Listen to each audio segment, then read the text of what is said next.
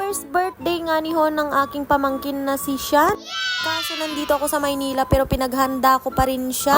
At nagkataong hindi ko pa sahod. Pero may alam po akong panghanda na masarap gamit ang sardinas. Siyempre hindi mawawala ang pansit pag may nagbe-birthday. Yes! Kaya magluluto tayo ng pansit sa murang paraan. Oo mga kaurmot, tipid tips na naman ito para sa panghanda.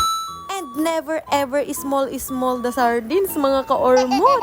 Sobrang sarap ng ganitong klase ng pansit, promises. Hindi ko alam mga kaurmot kung nasubukan niya na ba ito sa inyo. Ang recipe nga na ito ay minana ko pa sa aking lola. Ang lola ko nga ni Ho noon ay yearly nga ni Hong nagluluto siya ng ganitong klase ng pansit. Oo, tama po kayo, sardinas po ang sinasahog niya sa kanyang pansit. At kinalakhan ko nga ho ito tuwing naghahanda siya ng pansit sa birthday ng kanyang anakis. Wow! Proud na proud po akong i-share sa inyo ito. Dahil maliban sa sobrang sarap talaga neto, mura pa. Salamat nga ni Ho sa aking lola na kahit nasa kabilang buhay na ay pinamanahan niya ako ng ganitong recipe.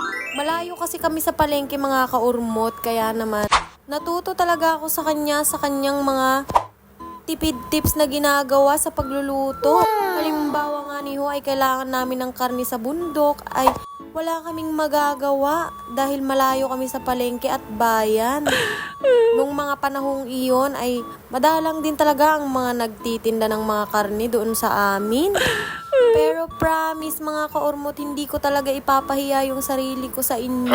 Pag sinubukan mo to, masasabi mong worth it. So after kong i-flex yung mga ingredients mga kaurmot ay uumpisan na natin ang pagluluto. Syempre una sa pagluluto ng pansit, maggigisa tayo ng rekado, bawang at sibuyas laang mga kaurmot.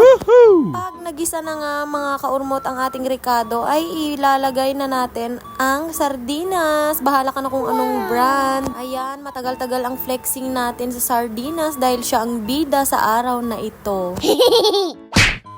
Igisa natin ng mabuti para hindi malansa.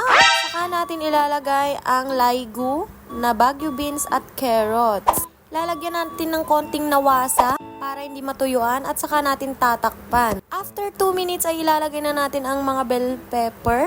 Ganun din ang celery. After that ng uridat ay maglalagay tayo ng water tsaka oyster sauce. Titimplahan din natin ng toyo tsaka konting suka laang. Iwas panis ng mabilis. Nor chicken cubes at magic sarap. Haluin ng maigi para mag-well combine ang lahat ng ingredients. Pag sa palagay mo ay okay na, ay pwede na nating ilagay ang ating cabbage. Speaking of cabbage, ay Diyos ko Lord, nagmahal ang repolyo ngayon. Pag nailagay ng cabbage ay ilalagay na rin natin ang kikiam na naiprito ko na kanina pa mga kaurmot. Pag half cook na mga kaurmot ay isi-set aside natin ang mga gulay since maliit ang ating palayo para magkasya ang ating noodles. Dito nga ay inihabol ko ang paminta. Saka ko nga ni Ho titikman yan.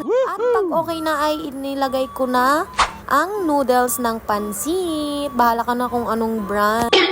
At pansit canton.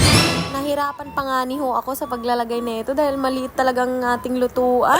Hindi talaga ako nag-i-invest ng napakadaming gamit dito sa Maynila mga kaurmot. Gawa nga ni Ho na hindi ko naman alam kung hanggang kailan ako dito, mahirap mag-uwi.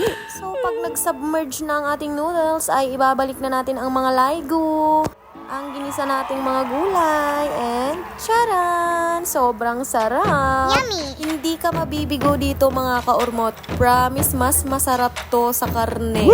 Ipagpapalit mo ang karne pag natikman mo to. If you're still watching this video, can you please comment down below where you from? Para naman alam ko mga kaurmot kung saan na napadpad ang aking video. Pa-share na din. Follow and subscribe kung di kayo busy mga kaurmot. Yes!